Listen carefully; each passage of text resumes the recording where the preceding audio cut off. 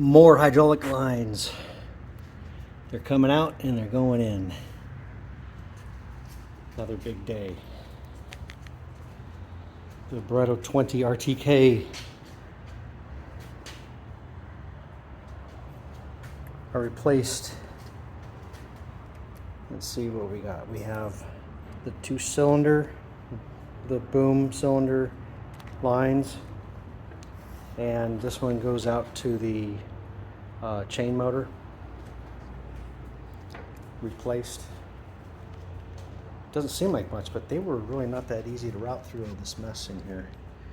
I was kind of hoping that I could get this wiring done with all the hoses out, but it's so messy when you pull a hose out and it just leaks everywhere. At least I've got these capped, but I don't have enough caps. If I had enough caps, I probably actually would just disconnect all the hoses from the entire system. So that got done. I got my mid-roller done. I got a bearing from the Kubota dealership. They had it in stock. It was 12 bucks. Barreto wants $17.95 for those things. So as it stands, I got 1, 2, 3, 4, 5, 6 mid-rollers rebuilt. My diagnostics from this morning with the pump and the drive motors disconnected, or actually isolated, and the output of the motor capped. Called my friend Ryan, and he walked through with me on my diagnostic process, and he pretty much agrees that everything is kosher. I was suspecting this, let's see, this is the boom. Yeah, this is the boom up down right here. And when I had these lines capped off, it was leaking by, but it kind of does make sense. He says, yeah, well, if you have a high pressure line like that, it's going to have its own internal relief. So it should install the engine, because when you raise the boom, if it gets all the way to the end of the range, you don't want it to stall the engine. Makes sense. I did play around quite a bit with these bypass valves on the motors. I didn't come up with anything conclusive. I still think maybe the seals on them are bad, but we'll see. I think I'm just going to move forward. I don't have any more time, and I'm not going to blow more money. I did enough diagnostics on the motors themselves. The motors, not the pumps. Right? Pump and pump. I guess I'm so stupid. Motor, tandem pump. Right? So my static testing right now, it has no hydraulic fluid inside, and I can freewheel it. I mean, it's not easy, but I can move it. So it does move, and the behavior and the resistance factors, doing it by hand, are pretty much the same. Here's the other drive. So it moves, but it's not super easy. So since they work while they're empty and isolated, the behavior of the two motors is consistent. And even if the pump is bad, this is easier to replace, I think, because replacing the motor would be disconnect 1, 2, 3, 4, 5, 6 hydraulic lines, 7 hydraulic lines,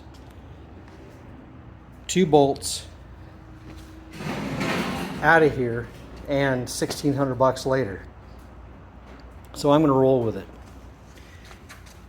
I did manage to, you can see that yellow wire, that was tucked around some existing pumps, and you can see the patch that's on there. That goes down to the oil level sender.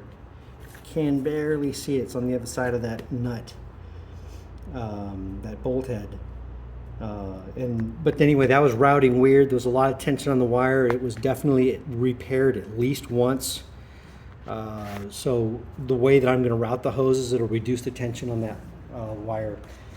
So as soon as I finish doing the hose reroute, or the hose replacements for the hoses that I do have, hopefully tomorrow I can get to these. Yeah, these are the three right here for the chain motor. This is the chain direction valve. And then I've still got the 4 hoses that go to the drive motors from the pump. So these are brand new. Get those replaced. Hopefully I can get all that done tomorrow. Those hoses, they go right here all the way back, and here, and all the way back to the motors. So hopefully I can get those replaced tomorrow. I've got 2 supply lines that go here, and I've got a smaller one. I've got to get that done. This is getting it replaced. This is the return from the hydraulic oil cooler. Yeah, then hopefully I can get to the parking brake. Thinking about maybe getting the hydraulic system flushed. And I'm getting there. So I finally turned the corner. Yesterday I turned the corner when I got those mid rollers installed. But yeah, getting finally some momentum forward instead of backwards. Get those tracks on, start assembling the front end. Yeah, so anyway, it's costing me a lot more money and way more time than I ever imagined. But I'm cutting my teeth on this relatively easy to work on piece of equipment. I mean, everything is exposed. It's not hard. It's not like this is, a Dodge Grand Caravan working on a V6 or something like that. This is all exposed, and there's nothing to it. Hydraulics is pretty straightforward. Anyway, Dave Dunn in Wired Equipment.